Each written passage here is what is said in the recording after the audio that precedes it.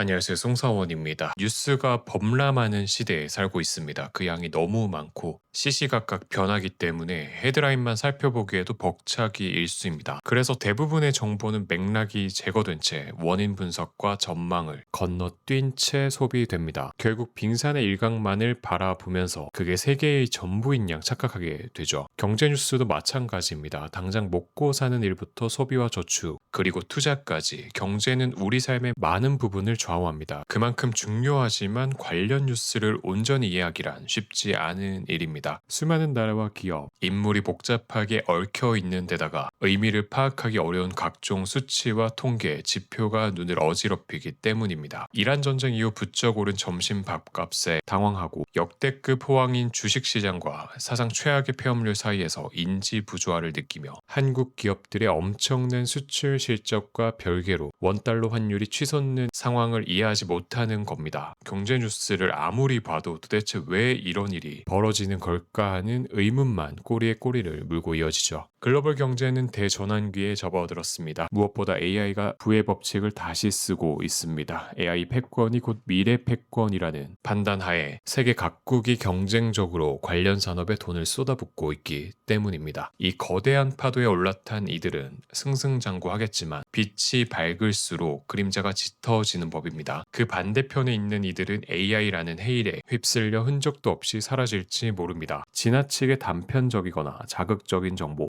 편향된 가짜 뉴스에 둘러싸여 있습니다. 이것들에 휩쓸리면 세상에 대한 이해가 편협해지고 관심보다는 어그로를, 이해보다는 혐오를, 대화보다는 싸움을 택하게 됩니다. 한마디로 품격을 잃게 되는 거죠. 스스로 생각할 줄 아는 사람만이 이 악순환을 끊을 수 있습니다. 이번에 소개해드릴 책은 교양을 위한 최소한의 경제 지식입니다. 주식이나 부동산 같은 경제에 조금이라도 관심을 가진 분이라면 교양이를 부탁해 유튜브 채널을 한 번쯤 접해봤을 거라 생각하는데요. 여기에 출연한 전문가 30명의 인사이트를 국제정세와 산업, 경제 이슈를 큐레이션했고요. 복잡한 숫자나 데이터로 장황하게 풀어낸 어려운 내용이 아니라서 어떤 전반적인 경제 흐름을 재밌게 접할 수 있을 거라 감히 말씀드릴 수 있을 것 같습니다. 주식과 부동산 같은 직접적으로 돈과 연결된 투자거리들에 관심을 가지게 되면 사회 경제의 흐름은 자연스럽게 접하게 됩니다. 근데 학문으로 접근했을 때 참 어렵고 흥미가 떨어지죠. 그럼에도 불구하고 자산 증식에 직접적으로 영향을 미치기 때문에 사실 이런 내용은 공부해서 나쁠 건 없다고 생각합니다. 책이 300페이지가 조금 넘거든요. 근데 이틀 만에 다 읽었습니다. 그만큼 흥미로웠고 현 시대에 피할 수 없는 주제들을 쉽고 실질적인 내용들 위주로 채운 책이다 보니까 지금 발딛고 있는 이 세상의 흐름을 좀 재밌게 읽어보고 싶으신 분들한테는 꽤 유익할 거라고 생각합니다. 오늘날 미국은 엄청난 국가 부채와 재정 적자에 시달리고 있습니다. 코로나19 팬데믹에 다른 경계 침체를 극복하기 위해 천문학적인 돈을 살포했기 때문입니다. 여기에 더해 연준도 무제한 양적 완화를 선언하며 기준금리를 0%까지 낮추는 등 돈을 뿌려댔습니다. 그렇게 세계 경제가 무너지는 것을 막은 대가로 미국의 국가 부채와 재정 적자는 큰 폭으로 증가했습니다. 기준금리가 오르면 국가 부채의 이자 부담이 커지고 이는 다시 재정 적자를 자극하는 악순환으로 작용합니다. 이 문제를 해결하려면 지출을 줄이고 수입을 늘려야 합니다. 트럼프는 전자를 위해 정보 효율부를 신설, 테슬라 CEO 일론 머스크를 수장에 앉혀 행정부처를 줄이고 공무원을 대량 해고하게 했습니다. 그리고 후재를 위해 관세 장벽을 세워 다른 나라들의 부담을 전가했습니다. 여기에는 미국이 지금까지 전 세계를 먹여 살렸으니 이젠 그 값을 치르라는 극단적 논리가 깔려 있습니다. 트럼프는 이런 태도를 증명이라도 하듯 세계 각국에 무지막지한 관세를 물렸습니다. 중국에 부과한 관세만 총 145%에 달했습니다. 심지어 자유무역 협정을 맺은 지 25년이나 된 한국에도 25% 관세를 적용했습니다. 미국은 세계에서 가장 큰 시장입니다. 전 세계 소매 시장의 23%에 달합니다. 금액만 보면 중국과 비슷하지만 인구수를 감안하면 1인당 소비액은 비교가 어려운 수준이죠. 이처럼 거대한 시장을 포기할 나라는 많지 않을 겁니다. 결국 각국은 협상장으로 나와 미국의 다양한 선물을 안기고 그 대가로 좀 더 저렴해진 저렴해진 관세를 얻을 수밖에 없습니다. 하지만 관세를 아무리 많이 뜯어내도 압도적인 국가 부채를 줄이기에는 역부족이었습니다. 이런 상황에서 제시된 카드가 기준금리 인하입니다. 달러의 가치가 떨어지면 미국 기업의 수출 경쟁력이 높아지는 효과도 발생합니다. 가령 미국 기업이 100달러짜리 TV를 수출한다면 원달러 환율이 1달러당 1,500원일 때보다 1,000원일 때 한국 소비자들의 지갑을 열기가 더 쉬워집니다. 원화로 환산했을 때 가격이 35%가량 저렴해진 덕분입니다. 이리하여 기업들의 수익이 늘어나면 세입이 느는 것은 물론이고 정치적 지지도 얻을 수 있습니다. 물론 이 모든 효과는 돈의 가치가 떨어져 발생한다는 점에서 언제든 인플레이션의 기폭제가 될 수 있습니다. 하지만 트럼프는 집권 2기를 시작한 직후부터 끊임없이 연준에 기준금리 인하를 요구했습니다. 세계 최고의 긴축 통화를 다룬다는 점에서 연준의 정치적 중립은 매우 중요합니다. 연준이 권력자의 입김이 흔들리며 달러의 신뢰도가 흔들리고 그러면 달러를 중심으로 돌아가는 세계 경제와 금융이 흔들립니다. 궁극적으로는 기축 통화국인 미국의 패권 또한 흔들릴 수밖에 없습니다. 이런 점에서 트럼프의 발언은 큰 파장을 일으켰습니다. 이로써 물가가 뛰면 서민들의 삶이 팍팍해지고 그 결과 소비가 줄어들면 기업들이 고용을 축소해 실업자가 증가합니다. 이는 연준의 두 가지 지상 과제인 물가 안정과 완전 고용을 모두 어렵게 합니다. 네.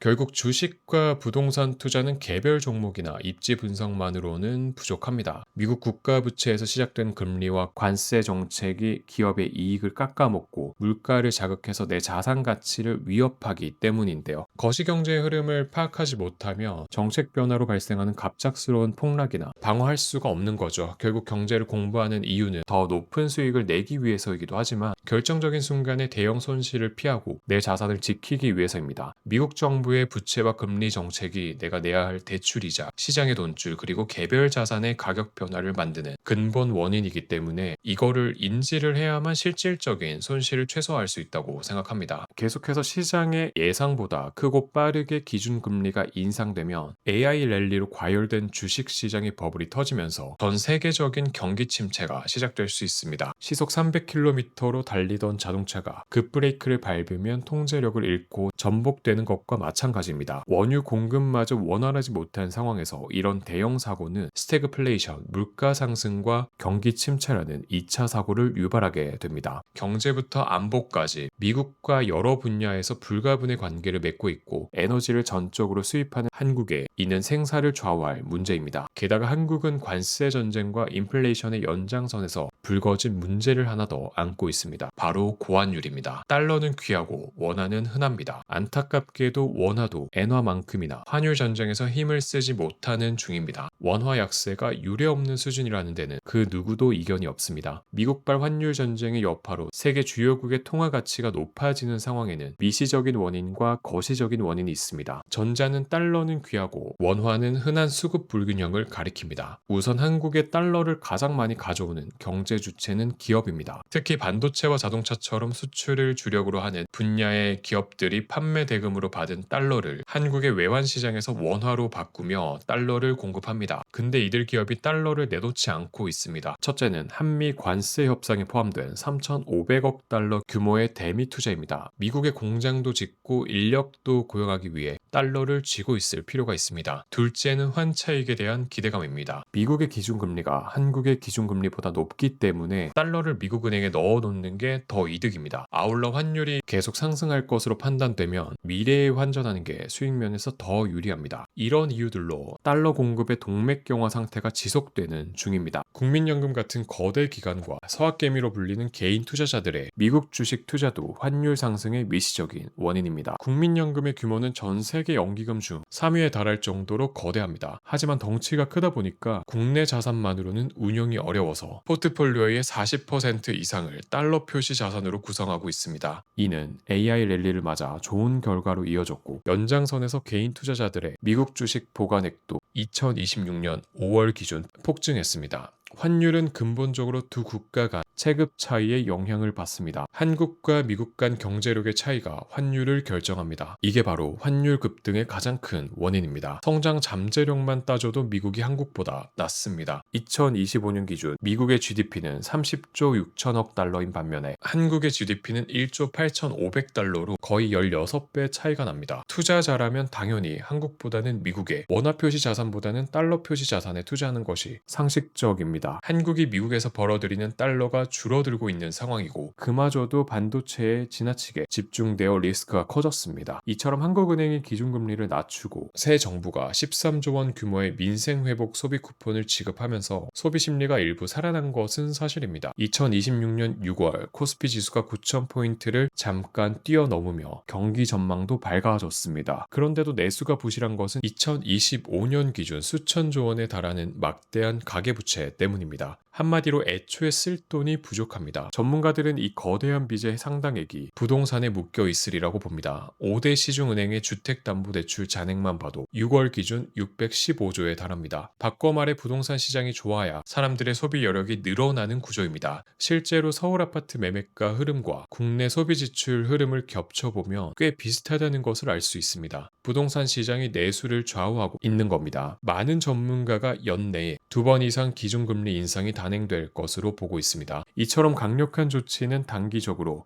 물가와 환율을 모두 진정시킬 것입니다. 하지만 내수를 중심으로 한 실물 경제에 부담을 지울지 모릅니다. 이런 부작용을 최소화하려면 시간이 걸리더라도 경제 체급 자체를 키워야 합니다. 즉 반도체와 자동차 등 한국이 강점을 지닌 분야의 생산성을 끊임없이 개선하고 그 외에 미래 먹거리를 적극적으로 개발할 필요가 있습니다. 그렇게 되면 외국인 투자자들이 앞다투어 한국에 투자할 것이고 결과적으로 원화 가치가 높아질 겁니다. 원화가 환율 전쟁에서 생존할지 여부는 한국 경제가 얼마나 성공적으로 이행하는지에 달려 있습니다. 주식이든 부동산이든 재테크를 할 때 다들 금리나 환율 이야기부터 꺼내는데요. 나는 그냥 좋은 아파트나 괜찮은 주식 사서 오르면 팔고 싶은데 왜 굳이 미국 경제 흐름까지 공부해야 될까에 대한 의문점이 들 수밖에 없습니다. 근데 거시경제의 큰 틀을 모르며 내가 산 자산의 가격이 도대체 왜 떨어지는지 이유를 당연히 모를 테고 손실에 답답한 마음만 들 겁니다. 돈은 언제나 더 안전하고 이자를 많이 주는 곳으로 이동합니다. 미국은 한국보다 경제 체급이 훨씬 크죠. 게다가 이자까지 더 많이 주다 보니까 기업이나 국민연금 그리고 개인 투자자들까지 상당 부분 달러를 사서 미국 시장으로 넘어가고 있습니다. 이렇게 국내 시장에서 돈이 계속 밖으로 빠져나가면 아무리 좋은 국내 기업이라도 주가가 힘을 받기 어렵습니다. 게다가 원화 가치가 떨어지고 물가가 오르면 한국은행은 어쩔 수 없이 기준금리를 올릴 수밖에 없는데요. 문제는 우리나라 가계부채가 수천조에 육박하고 그 상당수가 아파트를 살 때 얻은 주택담보대출이라는 점입니다. 금리가 올라가는 순간 매달 내야 하는 이자 부담이 급증하면서 사람들은 밖에서 돈을 쓰지 못하고 새로운 집을 살 엄두도 내지 못하게 됩니다. 결국 집값이 흔들리고 소비가 위축되면서 실물 경제 전체가 얼어붙게 되는 거죠. 결국 공부를 해야 하는 이유는 단순합니다. 아무리 좋은 아파트나 뛰어난 기업 주식을 골랐어도 금리 급등이나 고환율이라는 이슈거리가 생기게 되면 개별 자산의 가격은 힘없이 밀려날 수밖에 없기 때문입니다. 무지성 투자에서 금리와 환율 정도만 공부를 해봐도 지금이 투자할 시기인지 아니면 잠깐 쉬면서 방관해야 할 때인지 스스로 생각하고 판단이 가능합니다. 금리, 환율뿐만 아니라 긴밀하게 연결되어 있는 게 꽤 많습니다. 각국의 에너지 자원이라든지 미국은 중국산 히토리가 없으면 제조업, 특히 첨단 산업을 육성할 수조차 없습니다. 패권국인 미국이 관세 폭탄을 때려도 중국에는 가장 강력한 무기인 히토류가 있습니다. 히토류는 경제 분야와 안보 분야 모두에서 빼놓을 수 없는 핵심 전략 물자입니다. 히토류가 없다면 첨단 반도체는 물론이고 최신 무기 또한 만들 수가 없습니다. 가령 날아다니는 컴퓨터라 불리는 미국의 스텔스 전투기에는 한 대에 무려 400kg에 가까운 히토류가 필요합니다. 엔진, 센서, 날개 등 부품에 고루 들어가죠. 문제는 전 세계 히토류 시장의 90%를 중국이 장악하고 있습니다. 특히 전기차, 발전소, 로봇, 미사일 등 연구 자석은 생산량의 90% 이상이 중국에서 재련된 히토류로 만들어집니다. 범용 반도체 분야에서 중국과 한국의 기술력 격차는 3, 4년 정도에 불과합니다. 게다가 시간이 갈수록 중국의 추격 속도가 빨라지고 있고요. 결과적으로 2029년이 되면 중국 시장에서 삼성전자와 하이닉스의 몫이 사라질 것으로 보입니다. 앞으로 한국은 범용 반도체 분야에서 중국을 따돌리기가 사실상 불가능하다는 점을 받아들이고 첨단 반도체 분야에서 초격차를 확보하는 데 집중해야 합니다. 특히 삼성전자는 첨단 메모리 반도체를 직접 설계하고 생산까지 할 수 있는 거의 유일한 기업입니다. 이런 강점을 살려 세계 시장을 공략해야 합니다. 2025년 한 해 동안 나스닥 지수는 기술주 이슈들의 폭발적인 랠리에 힘입어 전 세계의 투자자들이 미장 불패를 외치며 미국 주식에 베팅했습니다. 그 결과 한국은 미국을 제외하고 세계에서 가장 많은 미국 주식을 들고 있는 나라로 등극했습니다. 미국 주식 시장의 급등은 전적으로 AI 덕분입니다. 챗GPT를 시작으로 돈 되는 AI 서비스들이 줄줄이 등장하며 시장에 막대한 돈이 돌기 시작했습니다. 인재를 확보하기 위한 경쟁도 치열할 뿐더러 데이터 센터 운영에 필요한 전력을 차질 없이 공급하려면 인프라 투자도 필수죠. 한마디로 마르지 않는 샘처럼 돈이 투입되어야 합니다. 이 때문에 몇몇 전문가는 미국 주식 시장이 지나치게 과열되었다고 진단합니다. 언제 터져도 이상하지 않은 버블 국면이라는 겁니다. 하지만 과도한 우려라는 반박도 존재합니다. AI 랠리는 2000년대 초반 세계 경제를 침몰시킨 닷컴 버블과 달리 실체가 있다는 겁니다. 무엇보다 실제로 수익이 나고 있습니다. 오픈 AI는 개인들에게, 엔트로픽은 기업들에게, 팔란티어는 정부 기관들의 자사의 AI 서비스를 팔아 돈을 벌고 있죠. 미국이 안보를 이유로 고성능 AI를 독점하겠다고 선포한 이번 일은 앞으로 세계 각국이 써버린 AI, 즉 독자적인 AI 역량을 키우는데 집중하는 계기가 될 겁니다. 이는 AI 산업과 시장이 쉽게 무너지지 않으리라는 것을 강력히 시사합니다. 책 제목 그대로 최소한의 경제 지식입니다. 내가 투자하는 나스닥 지수에 어떤 기업이 존재하고 그 기업이 세계 시장에서 어떤 위치에 있으며 어떤 방향으로 흘러갈지에 대한 큰 틀을 알 필요가 있다는 겁니다. 전문적인 지식은 전문가들이 할 일인 거고 우리는 그 얘기들을 보고 판단하고 이해만 하면 되는 겁니다. 그런 의미에서 돈의 흐름 혹은 전반적인 경제 흐름에 관심이 있다면 이 책은 꽤 괜찮은 선택지가 될 거라고 봅니다. 뿐만 아니라 미국이 어떻게 통합 패권국이 되었는지, 달러가 왜 강한지, 금과 비트코인의 향후 가치, 암호화폐가 바꿀 일상의 경제 활동들은 어떻게 바뀔지, 그린란드부터 파나마 운하까지 미국의 다음 타깃은 어디로 향하게 될지, 중국의 첨단 산업 경쟁력, 일본 국채 금리가 발작하면 한국 주식이 위험한 이유, 최신 AI 기술이 인류의 난제를 해결할 가능성, AI 시대에 살아남는 사람의 두 가지 능력, 대체 불가능한 공급자 삼성전자와 SK하이닉스의 성공 가도에 투자해야 하는 이유, 미국이 개발한 패트리엇보다 성능이 뛰어나면서 반값에 불과한 천궁2, 한국 방산이 세계적으로 사랑받는 이유, 지금 한국 방산에 투자해도 늦지 않는 이유, 그리고 바이오 산업의 미래 먹거리로 꼽히는 차세대 백신과 반도체 시장의 2배 규모에 달하는 바이오 시장, 장기적인 안목으로 바이오 산업에 투자해야 하는 이유, 인류가 또 한 번의 팬데믹을 피할 수 없는 이유, 재생에너지 전쟁, 인구 감소에 따른 앞으로 나아갈 시대적 방향성까지 이런 세계 정세에 대한 흥미로운 주제들이 굉장히 많고요. 이 각각의 주제들을 관련 전문가들이 쉽고 가볍게 풀어내줍니다. 최근에 터졌던 큰 이슈들부터 앞으로 나아갈 미래 성장 동력까지 세계 경제의 흐름을 이해하기에 큰 도움이 될 거라 생각합니다. 늘 건강하시고요. 행복만 하시길 바랄게요. 오늘도 들어주셔서 감사합니다.